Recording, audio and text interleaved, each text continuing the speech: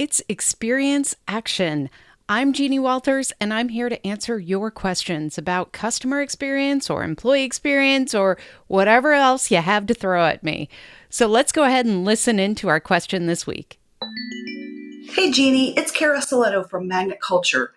I'd love to know how to get my leaders to understand that customer experience is not the same thing as customer service. Can you help me out? Thanks, Kara. It's good to hear your voice. And for those of you who don't know Kara Soletto, I encourage you to check out Magnet Culture. That is her organization focused on employee retention strategies. So check that out. Now, this is a great question because a lot of times when I introduce myself or when I am speaking somewhere, I talk about customer experience. I use the phrase customer experience, and still people walk up to me and they say, I'm so glad you're talking about customer service. And so we've been kind of trained to think about these as interchangeable ideas. And what I want to share today is really why it's so important to have both represented in your organizations in powerful ways, and why every single business leader should absolutely care about customer service, but also they should care about customer experience as well. And so as we are exploring this idea, I encourage you to think about, where are the places in your organization where this might apply? And who are the leaders that you can really reach out to in your organization to bridge the gap, to create that cross-functional leadership that we need in order to deliver on a positive customer experience? So let's back up a little bit. When we talk about customer service versus customer experience, what are we talking about? Well, here's the way I think about it. Customer service is reactive by nature. Customer service is what happens when people need us, when the customer maybe is wandering around in a store and they can't find something. They need to go find somebody to help them find that, or maybe they use their app to wayfind in a store. That is them seeking information, seeking help. This also shows up in contact centers. If we have an issue, we have to call and figure out what's going on. That's up to us as customers. We have to reach out and figure out, how do we solve this problem? Maybe we didn't get the right order, or maybe the bill is incorrect, or maybe we're just missing a piece of information that we need. There are people, and now we have apps and AI and all of these other tools that are there to respond to those inquiries, to respond to those needs. So when things go not quite right, or when the customer is missing either information or a product or service, customer service is there to help. It's an important and critical role in your organization. Now, customer experience is really a proactive and intentional idea. Now, one thing I like to say is, don't forget, you don't have to talk about customer experience. Your customers are still having an experience. Customer experience, by definition, is the experience that your customers have. This is true from when they first interact with your brand all the way through every touch point, every interaction, to when they actually either leave you or become a lifelong customer and advocate for your brand. That's a long journey. That's something that we have to really think about. If we don't think about that journey, what happens is the customer is still having an experience, but they are not moving through the journey in the most optimized way, in the way that makes them feel the best about your brand. They might have to, figure things out to get to the next step. They might not feel reassured and confident when they make a purchase because they're not getting that reassurance. Because if we're not looking at things from the customer's perspective, we are missing an opportunity to develop a proactive and intentional customer experience. This is where it comes into the idea of, when we add all those interactions up, when we are looking at the end-to-end journey, however the customer feels about that, their perception is really what makes the experience for them. So yes, they might make a purchase, but they might walk out and think, I'm never going back to that store. I couldn't find anything. It was a mess. Things were dusty. When I actually went up there, I didn't feel good about giving my credit card, whatever it is. We have to look at those interaction points as the customer and think about how can we make it as effortless as possible? How can we make it as delightful as possible? How can we help the customer take the next step that they want to take? And so if we're proactive and intentional about our customer experience, that means a few things happen. Well, you may have heard about customer service being kind of the cost of doing business. Sometimes in large organizations, we literally refer to it as a cost center, meaning that we're investing there even though there's not a direct line to a return on that investment. However, if we can be proactive and intentional about our customer experience, that does a few things for our bottom line. Number one, it actually reduces service cost. If we don't create problems to begin with, we don't have the service issues at the end. Now, the other thing that happens is if we are working together hand in hand with the idea of customer service and customer experience, we're going to listen to what customers are saying. We're going to ask them about their opinions, their feedback. And once we gather that, we can again go back and be intentional about the experience. We can start predicting what they need so that they don't have an issue to react to. They don't have a need to call in. They don't have to search around and find things because we've thought about that for them as part of our customer experience efforts inside the organization.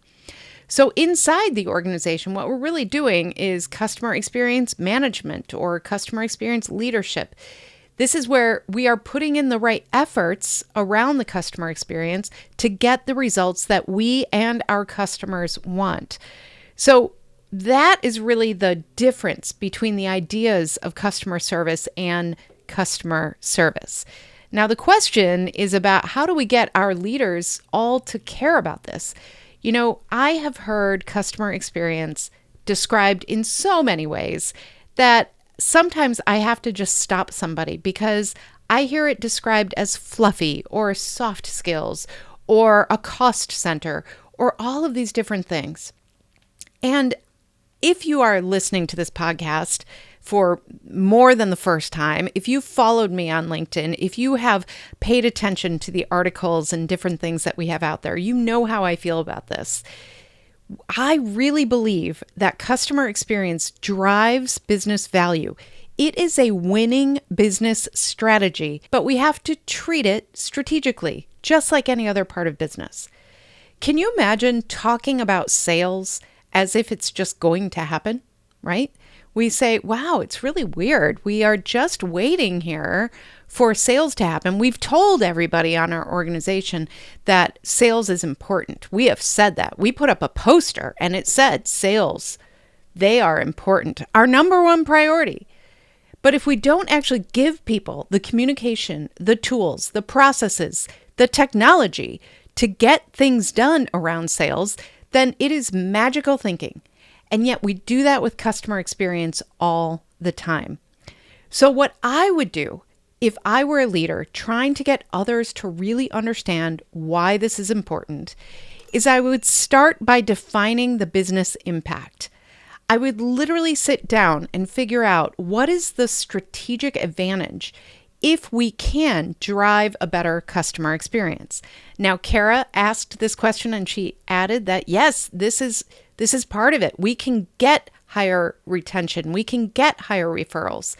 All of that is really important. What I want you to do is make a strong business case for that. Figure out what would a few more referrals look like for your bottom line? What would a higher customer lifetime value mean? What would it mean if we could extend the relationship with a customer so that they actually made more purchases with us?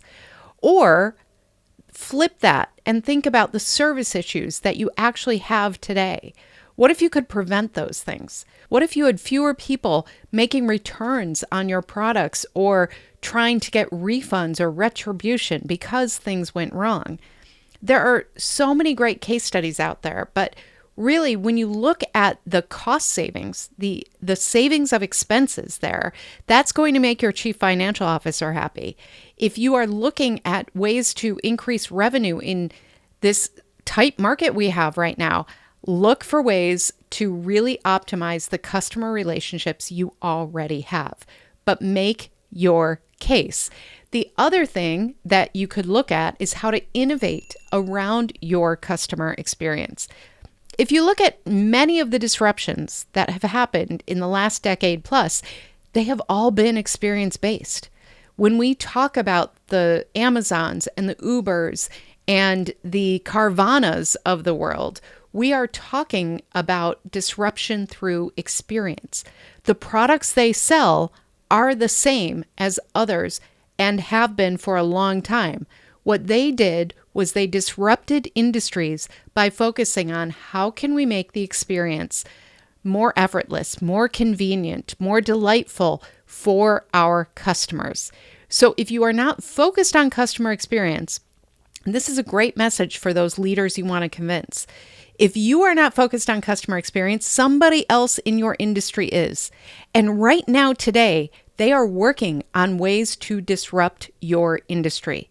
So do not be left behind on this. Focus on how you can be proactive and intentional and look at all of those interactions and touch points in your customer's journey so that you can innovate and stay ahead. This can be really something that develops a tremendous lot of value for your organization. So you want to take this holistic approach, and that means we have to get cross-functional leadership involved.